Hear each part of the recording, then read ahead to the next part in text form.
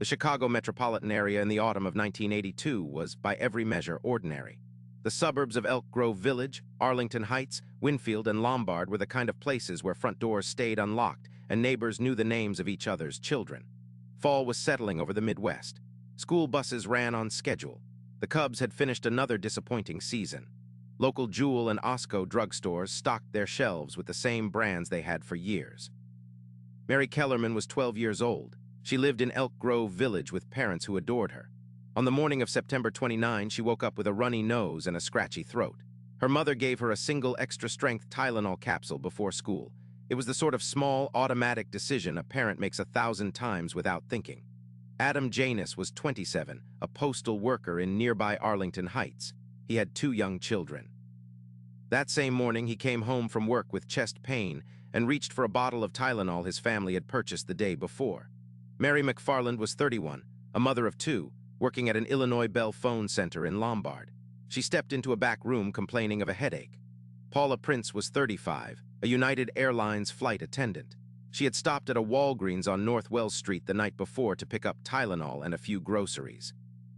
A surveillance camera captured her at the checkout.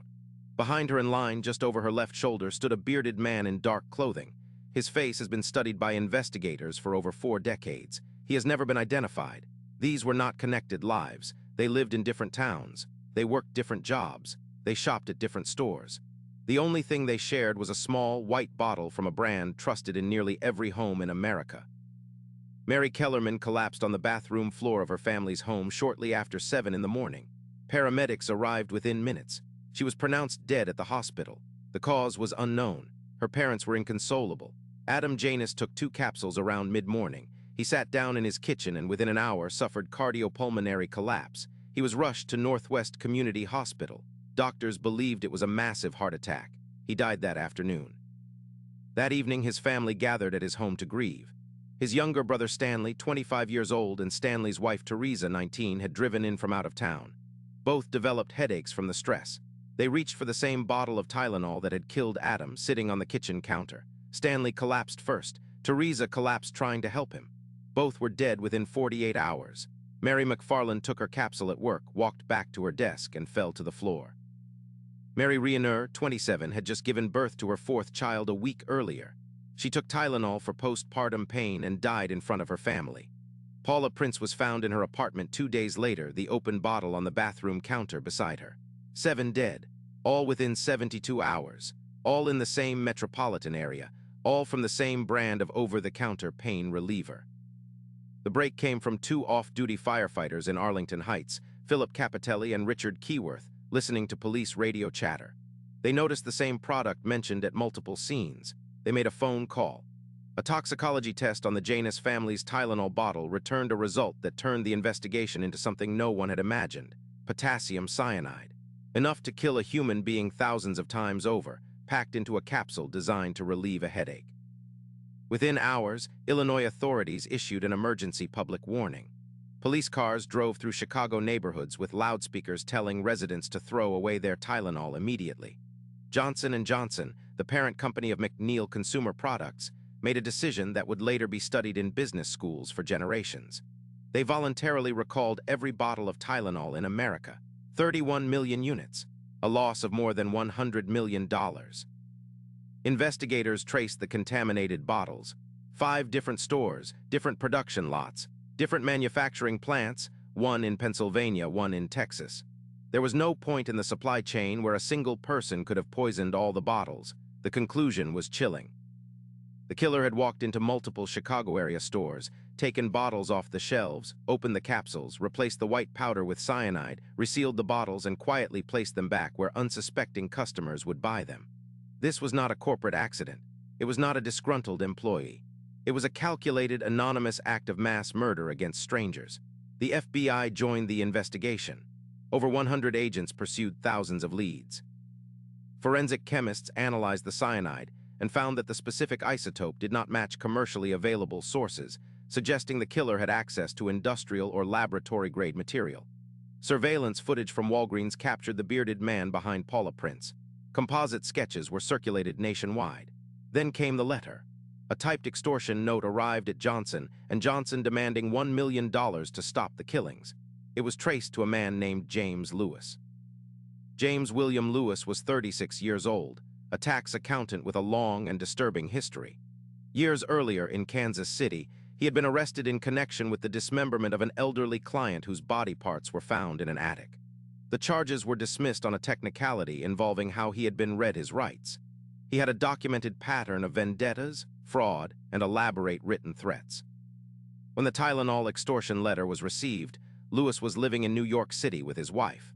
He was tracked down, arrested, and ultimately convicted of extortion. He served 13 years in federal prison. He always maintained he did not commit the murders. He claimed he wrote the letter only to embarrass his wife's former employer by directing the ransom into that company's account. But behavioral analysts who studied Lewis described a personality consistent with what investigators were looking for. He was intelligent, methodical, narcissistic, and capable of constructing elaborate justifications for cruelty. He was fascinated by chemistry. He had drawn detailed diagrams of how someone could tamper with capsules. He had once worked in a pharmacy. What drives someone to kill strangers without warning, without demand, without revealing themselves? Forensic psychologists call this category of offender the product tampering killer, extraordinarily rare, almost always male, often motivated not by financial gain but by a sense of power. The act is anonymous by design. The killer watches the news. He sees the panic. He sees a nation reach into its medicine cabinet with shaking hands. For a person who has felt invisible all his life, the entire country is suddenly listening. Lewis was investigated again in 2009. The FBI raided his Cambridge, Massachusetts apartment. They took DNA samples and computers. He was never charged. He died in July 2023, taking whatever he knew with him. The Tylenol murders were never solved. No one has ever been convicted of the killings. The composite sketch of the bearded man in the Walgreens has never been matched to a name. The cyanide was never traced to a specific source.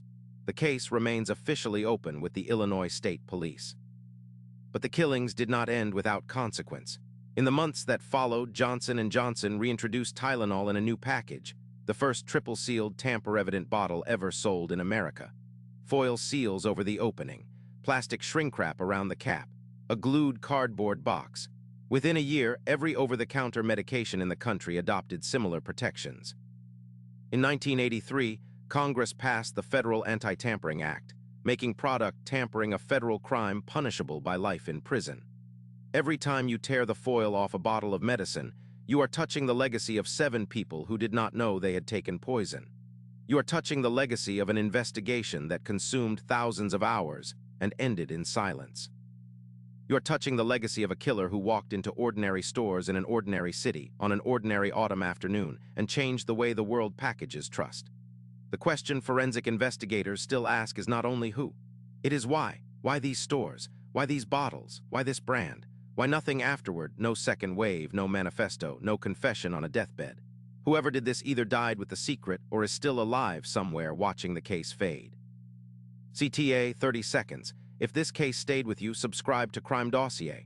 Every week we examine cold cases the public has nearly forgotten, files that were closed without answers, killers who were never named, and victims whose stories deserve to be told with the care and precision they were denied. The cases on this channel are not entertainment. They are records. Subscribe and help us keep the files open. Outro 30-45 seconds. 43 years have passed since Mary Kellerman swallowed a single capsule on the way to school. The bottle that killed her has been cataloged, photographed, and stored in an evidence locker. The bearded man in the Walgreens footage may still be alive. He would be in his 80s or 90s now. Somewhere perhaps he reads about the case and remembers. Somewhere perhaps he has told no one. 7 graves in the Chicago suburbs, 1 open file. And the quiet, unsettling truth that the most consequential serial killer in modern American history may have walked away clean, and that the only thing standing between us and the next anonymous hand on a store shelf is a thin layer of foil.